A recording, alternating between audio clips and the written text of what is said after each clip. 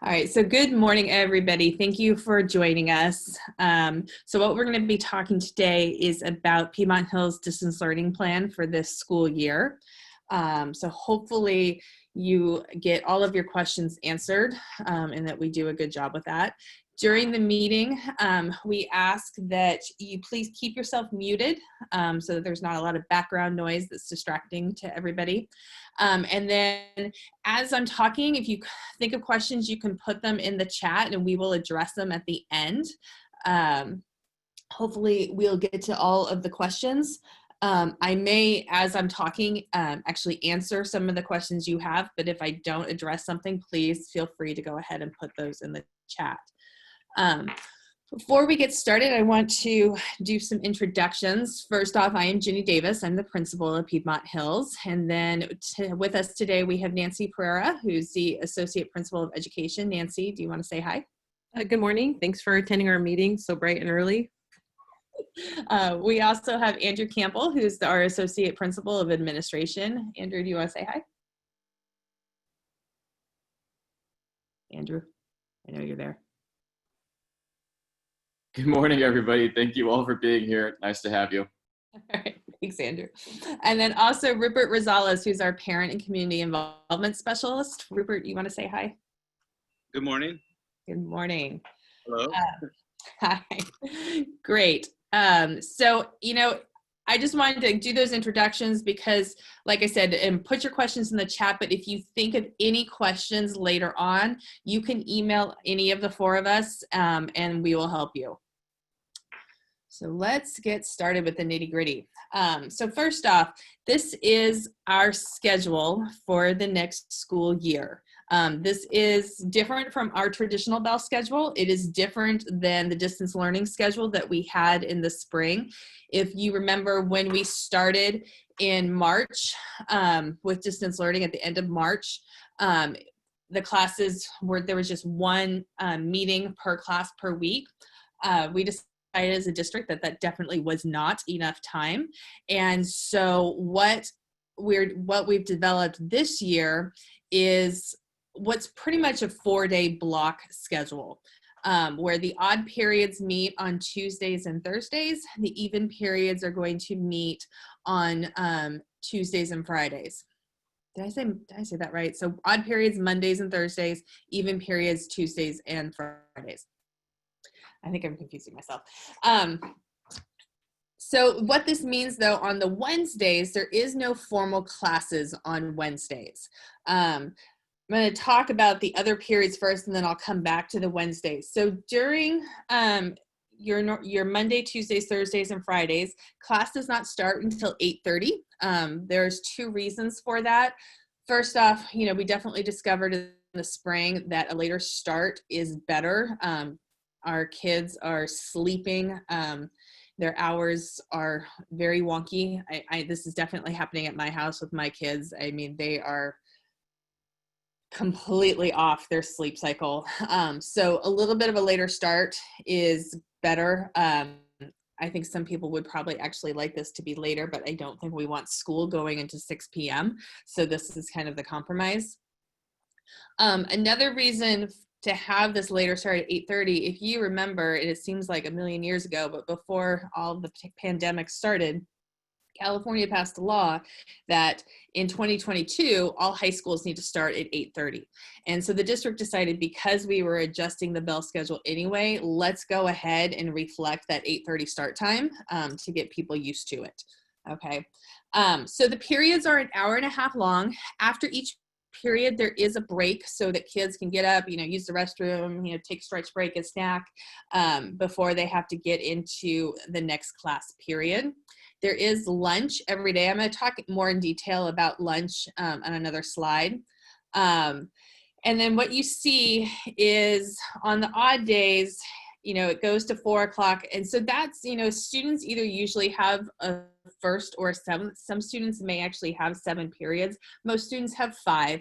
So either they're going to start later on Monday and Thursdays, or they're going to end. Actually, they pretty much end at the same time, but so they having that or they're going to end early. So they may not have that last period on Mondays and Thursdays, or they may not have that first period on Mondays and Thursdays. On Tuesdays, everybody is in the same because everybody has the even periods. So you have periods second, fourth, and sixth, and this is also on Fridays. And then we have this tutorial / advisory period. If you remember in the spring in the schedule, we had what was called like teacher office hours. This is kind of the same idea, except it's a little bit more focused on students getting help. So during this time, students can reach out to their teachers and maybe get some one-on-one help. Teachers may actually use this time to group students and do some small group instruction, where if they have a group of students that are not, that are struggling a little bit, they may pull them all together and be like, okay, I'm gonna give you some additional help here. As a school, we may use this time to do some school-wide lessons. Like if we have something we want all students to learn, we may use this time. So on the Wednesdays, let's talk about the Wednesdays for a little bit. The Wednesdays in the morning, that's going to be, as a school, our collaboration time. So that's when we're doing school business and working with the teachers, throughout this school year. We're going to be talking, actually there's really two themes that we're going to be talking about. We're going to be talking about how to continue supporting our students through distance learning and making it the best possible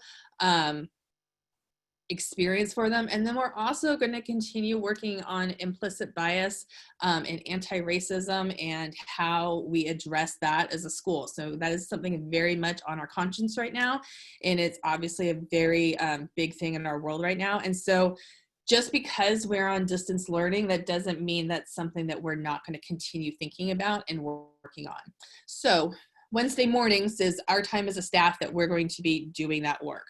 And then after the lunchtime, there is more time for tutorial advisory. So if students needed extra help, like I said, working in small groups, that sort of stuff, that is time where the teachers will be available to work with students in a more informal type setting.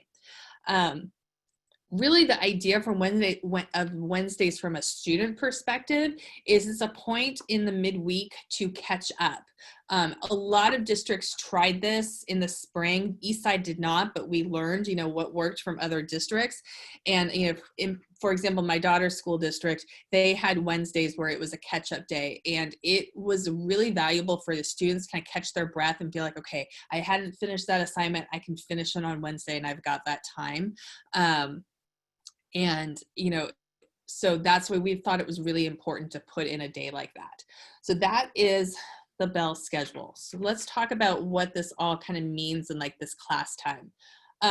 First off, I want to be clear that the first day of school is August 11th via distance learning. We did this presentation last night. I actually added this line because we did this presentation last night, and the last question in the chat was, what's actually the first day of school? And I was like, oh, well, I thought you guys all knew, but that's something we definitely should make very clear. The first day of school is August 11th, and it is via distance learning. The school board has decided that the entire first semester is going to be via distance learning. That is our plan for right now.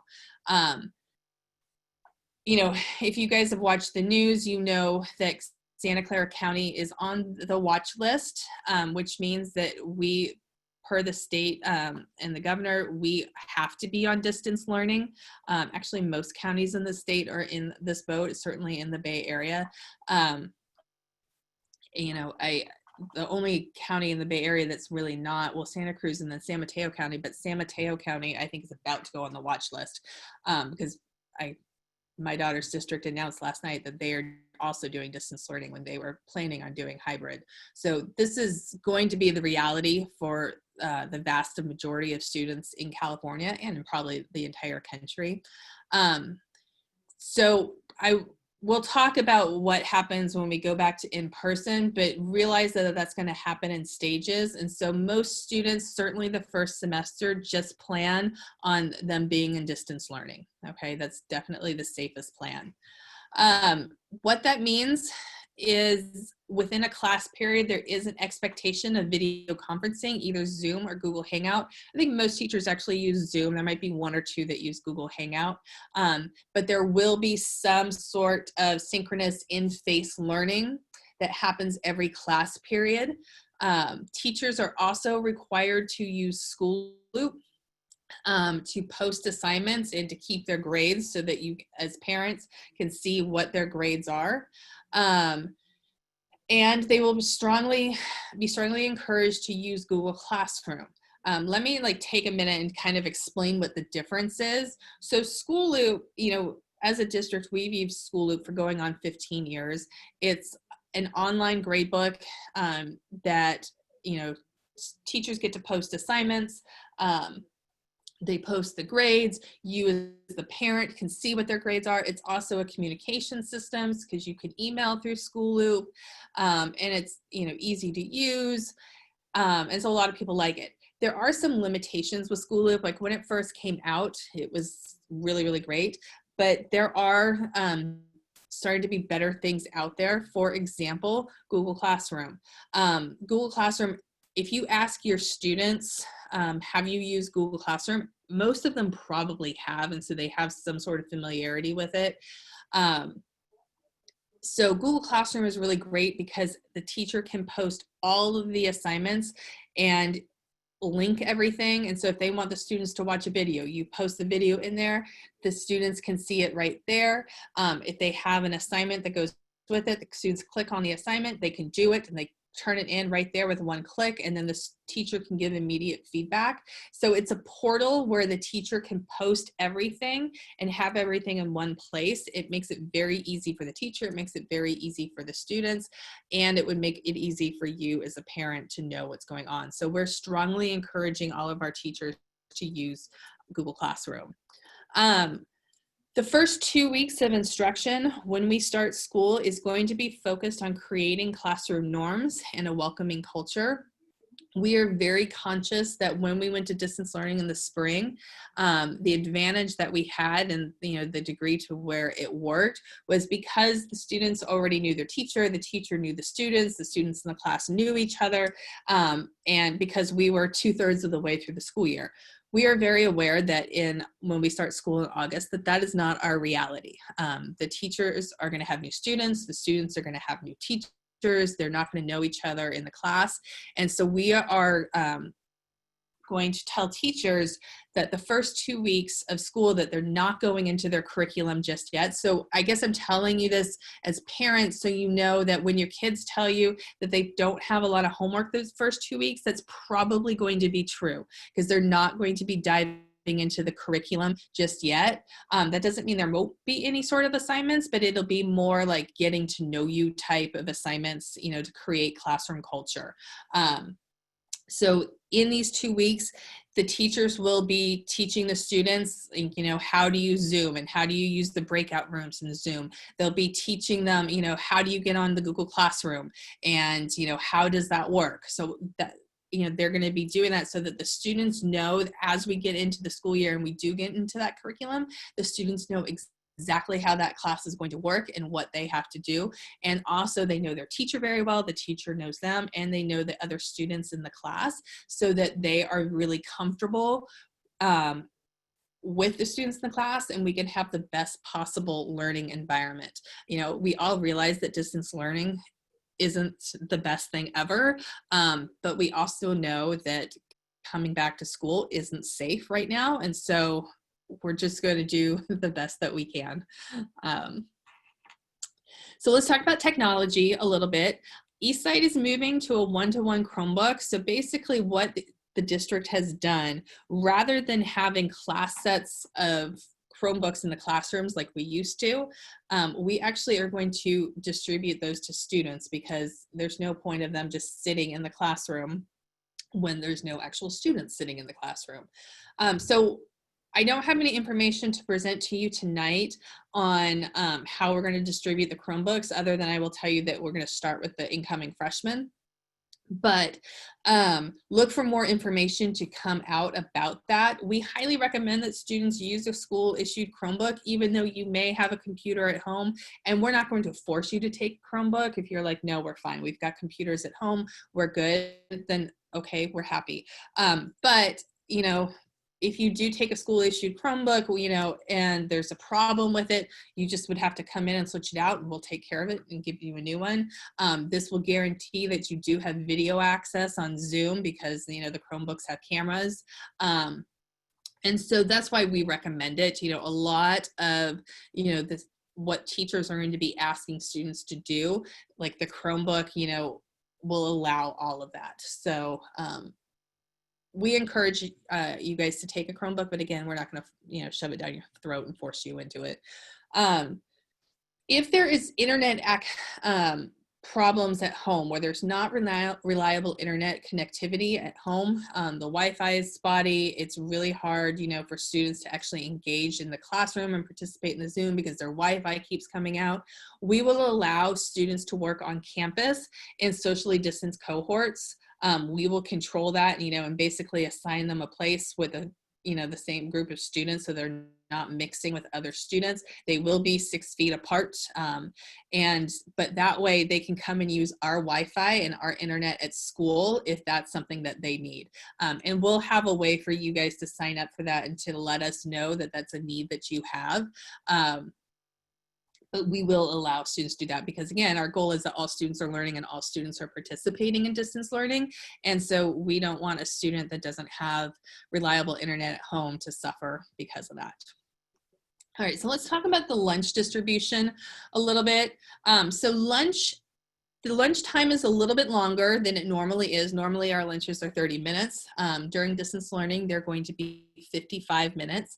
And that's to allow time for people to go pick up lunch on a school campus. So it's Monday through Friday, 11:45 to 12:50, but there's no meal service at Piedmont Hills. So if you guys remember, in the spring, we started distributing meals and then we stopped. The reason for that is the district's trying to limit how many staff members they have to come in and expose themselves, and come into work. So Piedmont students can get meals at Independence or James Lick. Those are our two closest campuses to Piedmont Hills. But you can also go to Andrew Hill, Evergreen, Mount Pleasant, Oak Grove, Silver Creek, or Overfelt. You can go to any Eastside campus that are serving food, and those are the campuses that are. But again, Independence and James Lick are the two closest to us. When we start school, the meals no longer will be free for all kids. That's what was happening in the spring, but that's not going to be the case anymore. A meal card is going to be mailed to all students the week of August 3rd. This is going to come from the district, and so you can expect this to show up in your mail. The card must be presented at the time of service. The card's going to have a barcode on it so that no one has to touch a keypad or the card, and so that way it's all very safe. The lunches will continue to be bagged meals and will continue to be curbside pickup. This will be reevaluated as things change. As students start coming back onto campus, like if we have students coming back on campus, they will again start having meals at Piedmont Hills. But because right now we're just on distance learning and not having a large number of students on campus, if at all, then we aren't serving meals at Piedmont Hills. This last line came from, I had emailed with the director of child nutrition, and she wanted me to tell you that you're strongly encouraged to prepay for your meals, and that money can be added to the student accounts via MySchoolBucks. So myschoolbucks.com. So some of you may be familiar with that, especially if you used it in middle school. If you used MySchoolBucks before, your account stays the same. You don't have to create a new account. You just have to say now that you are in Eastside and not your previous school district. Okay, so let's talk about briefly Silicon Valley CTE, otherwise known as CCOC. If you're old school, that's what it used to be called. It's now Silicon Valley CTE. If your student is signed up to take classes in Silicon Valley CTE this year, so I want you to know that they are also going to be distance learning. Their schedule is going to be synchronous instruction on Monday, Wednesdays, and Thursdays, meaning that's in person, well, not in person, but in face-to-face, like via Zoom, that type of instruction. And then asynchronous will happen on Tuesdays and Fridays, meaning that will be assignments that the teacher has given the students that they're doing on their own time on Tuesdays and Fridays. How their schedule is going to look when they get their Piedmont Hills schedule, it's going to look slightly different this year than it did in previous years. It used to be that when a student was in Silicon Valley CTE, those classes were reflected in first, second, or third periods, or if they were in the afternoon, it was fifth, sixth, and seventh periods. It's going to look different this year. So their Piedmont Hills schedule will reflect Silicon Valley CTE for the odd periods. So it's either going to be first, third, fifth, seventh. It's not going to show up on the even periods. So that way our schedule, and our bell schedule with it meshes with the Silicon Valley CTE schedule. Okay. All right, let's talk about athletics for a brief minute. So this is, we were kind of in a waiting to see what would happen. On Monday afternoon of this week, CIF, which is the California Interscholastic Federation, which that's what the body that governs all athletics in high school athletics in the state of California. They made their decision on Monday and announced their decision that what was going to happen is rather than having 3 seasons of athletics this year, we will have 2 seasons of athletics. We'll have a winter and a spring. And what they did is they kind of meshed and put in the sports in the different seasons. From there, CCS, which is the our section of the CIF, so we're the Central Coast section, CCS then came out and said, okay, this is when practices can start. This is when actual games will start. So the date ranges, I'm just explaining this. So the date ranges that I have up here on this slide are general because it depends on the sport. I highly suggest that if you have a student that's an athlete and like this is something that you super care about, go on the CCS website and look and see, and it will tell you, okay, for cross country, this is the first practice date. This is when meets can start. This is when the playoffs will be, and you'll see the exact dates, okay? Because it does slightly vary from sport to sport. We do not yet have the actual schedules of like who we're playing when, because that's BVAL, which is our league within CCS. BVAL has to develop that. They are working on that right now. That's the actual schedules are probably not going to be announced until the end of August, if not the first part of September. So we won't actually know the actual schedules for another month or so. But the sports that are going to be in the winter are cross country, football, volleyball, both girls and boys. They're not going to play together, but their seasons will be at the same time.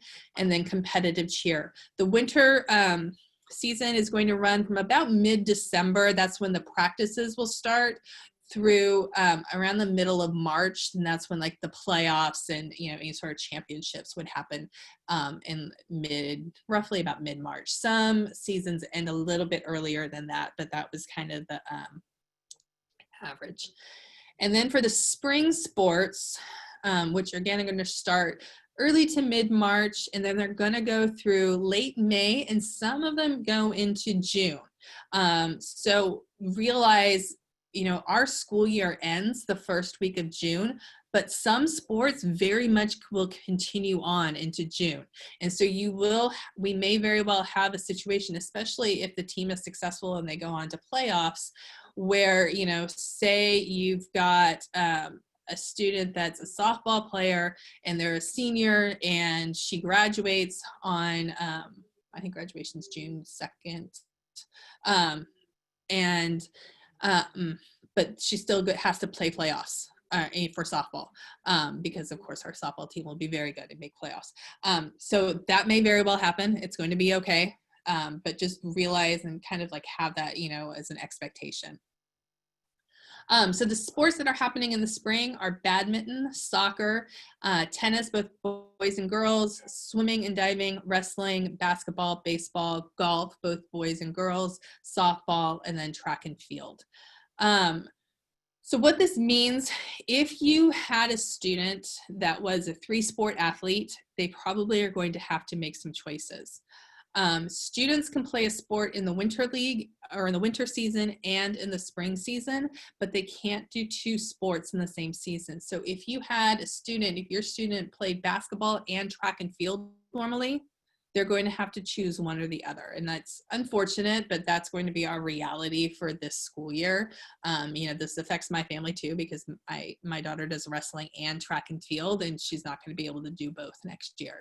And that's too bad, but this is a new world where we're all having to make sacrifices and things are not the way they normally are. Okay, so I want to briefly talk about when we do bring students back and the protocols and things that we're going to do to make sure that students and staff stay safe and healthy while on campus. Realize that this is not anytime soon. We are doing distance learning, and we're doing distance learning for, I would count on the whole first semester. When we do start bringing students back, it's going to be slowly. We will start with, probably our most needy population, like our mod severe students in special ed, and so groups of students that really need in-person learning the most, and it will slowly start bringing back students. When this happens, and again, this is not happening anytime soon, Piedmont will follow the state, county, and district requirements for reopening. So obviously we're not going rogue and just doing our own thing. We're going to follow all of the requirements for reopening. We will make sure to minimize close contact between students, staff, families, and the broader community at arrival and departure. So they, expect that there's going to be really strict about this is where you drop off, this is where you can pick up, and this is like what's going to happen. Masks absolutely will be required. They're required now for anybody that's on campus. There will be social distancing norms. And so with this, realize that, like I said, this is going to happen slowly. We're not going to come back into like all of a sudden 2,100 students are on campus. That's not going to happen. So it will be some type of coming back in like some type of hybrid system where, classes are smaller. We've got desks, blocked off where students are 6 feet apart. We will also have to be doing symptom checks and taking temperatures and like checking to make sure that nobody is sick. The district is planning on installing additional hand washing stations in campus. The janitors, custodians have sanitation and disinfection protocols that they have been trained on this summer and will be following. We will probably have to restrict points of entrance and exit onto and off the campus. And we will also restrict the traffic flow within campus. So like in our hallways and, having students move in one direction. And so that's just not a free-for-all in the hallways, that we've got arrows and say like you have to walk this way.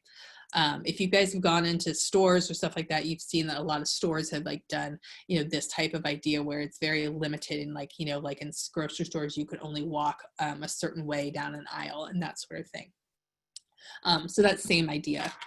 Like I said, this isn't going to happen anytime soon, but I did want to talk about this a little bit today so that you're reassured that when we do reach the point that we are having students come back on campus, that we will have all of these protocols in place. All right, so this is my last slide before we get to questions. So if you guys have questions, hopefully you're putting them in the chat. So this is, we came up with some best practices for student success with distance learning that we wanted to share with you. We really encourage students to follow that published bell schedule. So like if they've got their second period, they're up and they're in that Zoom when second period starts, that they're following that schedule. And that they have a set wake and sleep schedule. Like I said, kids sleep right now. And this is very much the case in my house. And, we have to be working on our kids on getting them back on a normal sleep routine. So we have just under 3 weeks before the school starts. So at your house, I would really recommend that you spend these last couple of weeks of summer getting your kids on like a normal sleep schedule because they are going to have to get up in the morning and be ready for those 8:30 classes. And so then having them to bed at a normal time, so that they're still getting plenty of sleep and really getting them on that routine. I know it's really, really hard. It's hard for me too. I'll tell you, I started taking melatonin this week, and that stuff really works. I highly recommend it. I've been getting great sleep. It's been very good. We also recommend that you have a work area at home for each student. So if you have multiple kids, you've got 3 kids, I would, have them each have their own area for work. Now, it may not be like you have them in like 3 separate rooms. That may be, impossible in your house, but, so you have them in the same room, but maybe you've got them like in different parts of the room. But I would just have a consistent area for each student that is their school area. That's their workstation. That's where they're doing school. And it shouldn't be in their bed. It should be a different part of the house where they're working. I also recommend that students get up and they get dressed for school. I think that this was something maybe we all learned, in the spring from working at home, that when we make that effort and we actually get up and we get ready and we change our clothes and we get out of our pajamas, it makes a really big difference in the psyche of like, okay, like I am ready for school or I'm ready for work. We also want students to really take advantage of that tutorial time that is built into the schedule. That is time for students to get additional help, when they need it. And so, because we don't have the homework center, or like we don't have our normal things that that we normally have during the school year. So this is that time for students to get that extra help. And I really want the students to take advantage of that. And I also want them to take advantage of those Wednesdays to catch up, so that each week they've kind of got that check in the middle of the week. Okay, like what do I have to do? And what assignments do I need to be working on? And so that they don't get behind. Students also need to, ask questions and get really comfortable, speak up in the class, participate in the class discussions. I know it's awkward via Zoom and students feel weird about it. Hopefully, by now they're getting a little bit more used to it. I think for all of us, this like video feature, like talking to your computer and like having a conversation through computer was really weird for all of us at first, but I think we're getting a lot better at it and a lot more used to it. And so, ask questions, participate, engage in the class period. And then you're going to get the most out of the class period. The district is really reluctant to require students to turn on the video in Zoom, but we are going to strongly encourage, can't require, we're going to strongly encourage students to turn on the video in Zoom. If they are worried about privacy and they don't want people to see, their bedroom or their house or wherever, use a virtual background so that they don't have to see that, and that they still have that privacy. But that level of engagement in the class period, when you have your video on, it just makes so much more different. It's such a big difference, because that's actually what you're seeing somebody, you're looking them in the face, and the teacher can see the student, and students can see each other. Like imagine if I were giving this presentation with my video off, like it just would be a whole different experience. So we really, I know a lot of people are like, well, just require them to turn on the video. The district is, for privacy reasons, very reluctant to do that. But I would like you guys as parents to talk to your student about, are they turning on the video, and that they should really be doing that. Okay, so we have reached the end of our presentation. So our remaining time, and I am going to get you guys, so we have about 25 minutes for questions, because I really want to keep to having this meeting being an hour long. So what I'm going to do is I'm going to stop the share, because I can't actually see the chat. And do we have any questions yet? It doesn't look like we do. I have a question that was sent to me privately that I will go ahead and address. Will there be any orientation for incoming freshmen? Yes, there will. So it is going to be a virtual orientation. It will be via Zoom. We are working on the details of that right now, and we will be sending that out. We'll be sending a letter home to all of the freshman families, and then plus we will also post the information on our website. But yes, it's going to be the orientation. There's going to be 2 different sessions. It will be based on Alpha. Those are going to happen on August 4th. One will be in the morning, one will be in the afternoon. And then also that week, we are going to be bringing freshmen on campus to get their student pictures and their ID cards. We are going to do it, we were working with the photographer, so we are going to have them on campus. For the photographer will be here on August 5th and August 6th. And, we're going to do it by alpha so that, we keep the minimum amount of students here at a time, and so that we can do the social distancing. We're just going to concentrate right now on the freshmen. All other classes,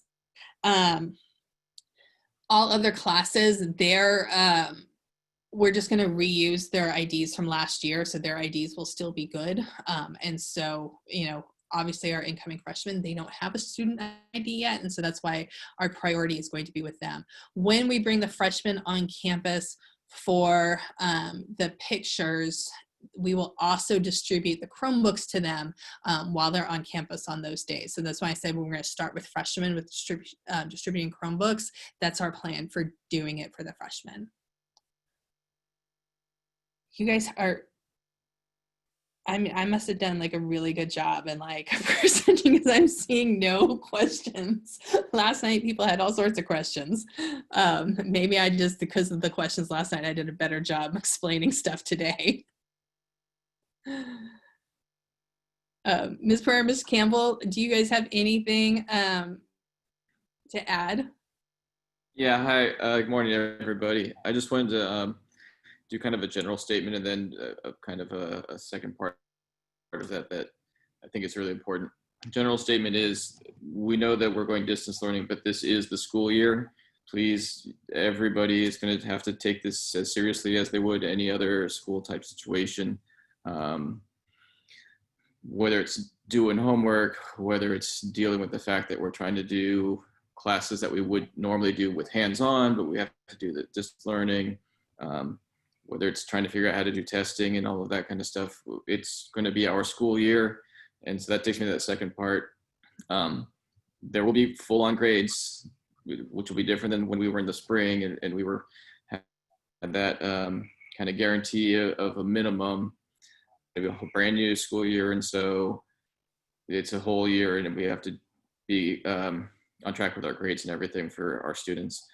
And the second part is attendance is going to count. So those class periods that Ms. Davis was telling us about right at the beginning, the expectation is your students will be there.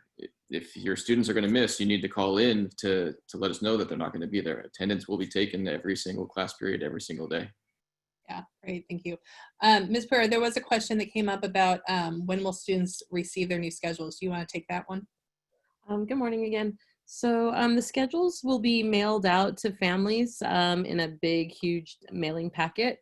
And as soon as we have to roll over the year still, so we have to make the current year, the upcoming school year active, I will be able to also email those to current students. I'm not sure if the incoming freshmen would be able to get those emailed, but we'll see. So as soon as I'm able to email them as well, I will.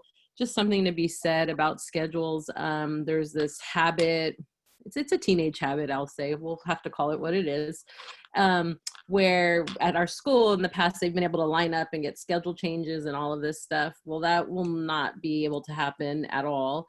And I don't want to alarm you with thinking, oh no, their schedules, what's going to happen?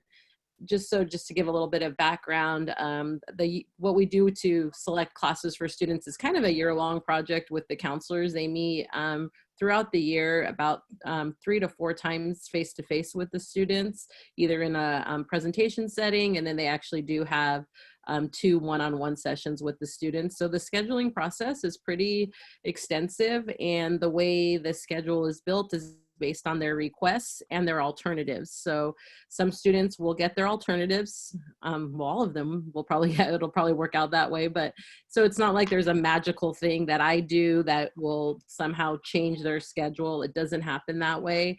If there's a problem that I can't fix based on their alternatives, I've been in communication with students already.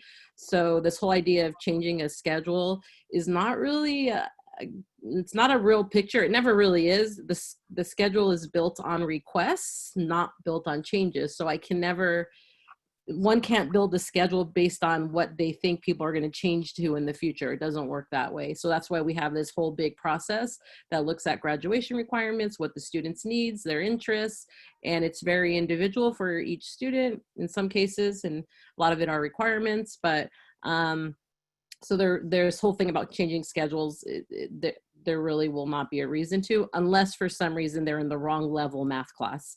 And we've also done a lot of work to make sure that doesn't happen. So I foresee and hope that everything goes smoothly and that the students have been in communication with me since March. They've had the opportunity to email me about schedules. So, and at this point, we're kind of done with all that. Yeah, so let me piggyback on that. Ms. Pereira mentioned the mailer that's going to come out. So the district is going to be sending out a mailer to all students, both incoming freshmen and returning students. It will include the student's schedule. You can expect this mailer to come out that first week of August. It will also include reminders on how you log in to all of your district email and the school loop and all of that stuff, just in case you forgot. But then also that's good for the incoming freshmen that may not have done it before. So it's going to have all of that information. And so like, Ms. Pereira said, this year, normally poor Ms. Pereira has to sit outside in the hot sun, every, for a week, with the huge line of students that want to change schedules. That is not going to happen this year. And the main reason is because we have to set up and teachers are going to start contacting their students probably even before school starts with, hey, this is the Zoom link for the first day of school. Here's how you set up your Google Classroom. And so that's going to be impossible to do if we're changing a student's schedule. Like, again, if there's an error on their schedule, obviously we're not going to put them on if they signed up for French 3 and they've never taken French in their entire life and don't speak any French, and that was just an accident and something weird happened, obviously we will change an error like that. But I really wanted to have this class earlier in the day and that sort of thing, that's not going to happen. So somebody asked about textbooks. So textbooks, you've seen my emails, we are collecting textbooks right now. And I just want to say with textbooks, and I really appreciate you guys trying to stick to the schedule, with the day of when we want you to come and the time period, because that's us really trying to minimize the amount of students on campus and keep the social distancing. If that is not a convenient time, then yes, you can come at a different time during that day. You could even come a different day. I would ask that you keep, this week we did it yesterday, we're doing it today and tomorrow, and the next week it's Wednesday, Thursday, Friday. Stick to those days because those are the days that our book room clerk is going to be here, and those are the days we have the book room open. But yes, you can, we're not gonna kick you out and make you go away if you come in a different time. Distributing textbooks, we're going to be keeping that to a very minimum. So, normally we have in the week before school, we've got the big days where they get their schedule and they get their ID and then they go get their textbooks. Obviously that's not happening this year. We're mailing the schedules home. We'll also email the schedules. We talked about the IDs that we're gonna put that on hold. We're only dealing with the incoming freshmen for IDs. And for the textbooks, most of our textbooks are online. And so that's what we primarily are going to be using. There are, some classes where that's not possible, or there's a workbook, for some of the math classes, there's a workbook that the students get to keep and they work in the workbook. We're going to talk to our teachers and we will arrange times for students to pick that stuff up. One of the benefits we have of no curriculum in the first 2 weeks of school is that gives us a little bit more time to get that organized and what students have to, see, what textbooks do we actually have to physically distribute and which ones do we not. Question, where can students see online textbooks? So again, when you start your class, this teacher will give you the link to it and say, this is the link to the online textbook. And the teacher will provide that. A lot of times there's like a class code type thing for the textbooks, and so the teachers will provide that when the school starts. Oh, another thing I wanted to say with that, normally School Loop doesn't roll over and you don't actually see your teachers and your classes until usually it's like that day before school starts when School Loop rolls over. That is going to happen earlier. So like we're hurrying up and finishing, Ms. Pereira is hurrying up and finishing the schedule because we've got to roll it over. So the rollover school is going to happen the first part of August. So on August 3rd, that's the target date that you as students and parents will actually be able to see like, okay, this is my kids' teachers for next year. And that's when the teachers will be able to see all of their class rosters in School Loop. And so after August 3rd that's when you can expect teachers starting to email their classes and be like, okay, for the first week of school, here's the Zoom link. Here's what you need to know for that first day. They're not going to like send everything, but, really kind of like, we are going to tell teachers to reach out to students and parents on that first day of school, those first classes, like what do they need to do to log in? Are there any questions that we haven't? Oh, there was a question about virtual backgrounds. If you're in Zoom and it's actually like where you see the little toggle for the video, you can like select a virtual background, but that actually is, when we talk about the class norms and like what teachers are going to be working with in those first weeks, that's one of the things that the teachers will teach the students how to do is like how to set up their virtual background. So if they don't know how to do it, a lot of the kids actually do already know how to do it. The kids are pretty savvy. Us as parents, we may not be as savvy, but the kids, I'm betting if you were to ask your kid, how to set up the virtual background in a Zoom, they probably already know how to do it. That's my guess. Wow, you guys are like, I don't know if it's because morning, you guys are sleepy. So like I said, if there were questions that you think of later, you can certainly email them to us. We are doing one more parent information Zoom tomorrow at 12:30. That's our lunchtime Zoom. We did an evening one, this is the morning, and then tomorrow we're doing a lunch hour Zoom. So if you wanted to come in and join that one because you thought of a question or you just wanted to see if my presentation gets even better, then you can. It will be the same exact presentation, but you are welcome to join us tomorrow also. If you guys don't have any further questions, you can go ahead. Is there any, there was one question. Is there any concern with incoming freshmen? When can they log in? Again, so incoming freshmen, so that look for that mailer. That mailer is going to tell students this is your district. So their login information is basically their district email address. It has a generic password to start with, and like students then have to create their own password. And so that mailer that's going to come out is going to have all of the directions on how to do that. So expect that mailer to come to your home that first week of August. And then we will also post that information, on our website also when we get it. But so freshmen should, know exactly what to do. Again, they're going to get their schedule. The teachers will reach out to them. If you are a family of an incoming freshman and like that Monday the 10th, and you're like, my kid does not know what to do, email me and we'll figure it out so that they know what to do for the 11th. Question was, will this presentation be available? Yes, what I will do is I will email out the presentation. I'll probably do it after tomorrow because we do have one more. So that way, if I tweak it slightly, I'm sending it out to everybody. And then I'm also going to, I've been recording these. So I'll choose whichever one I think, after we've done all three, whichever one I think is the best.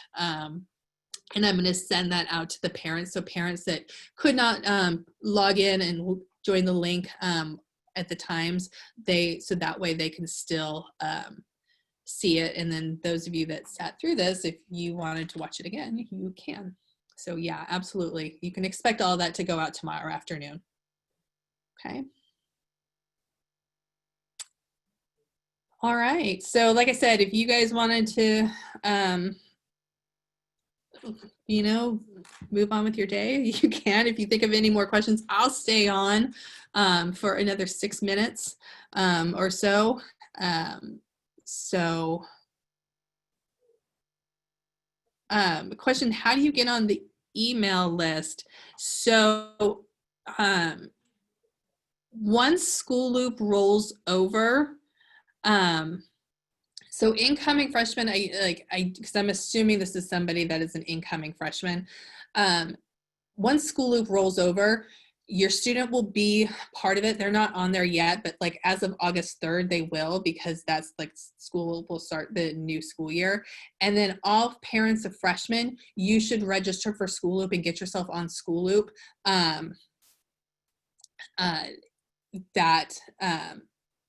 You know, so that you get all of the emails and everything. I'll post this video on, I'll email it out to everybody, but I'll also go ahead and we'll link it on the school website so that, you know, everybody can see it. Okay.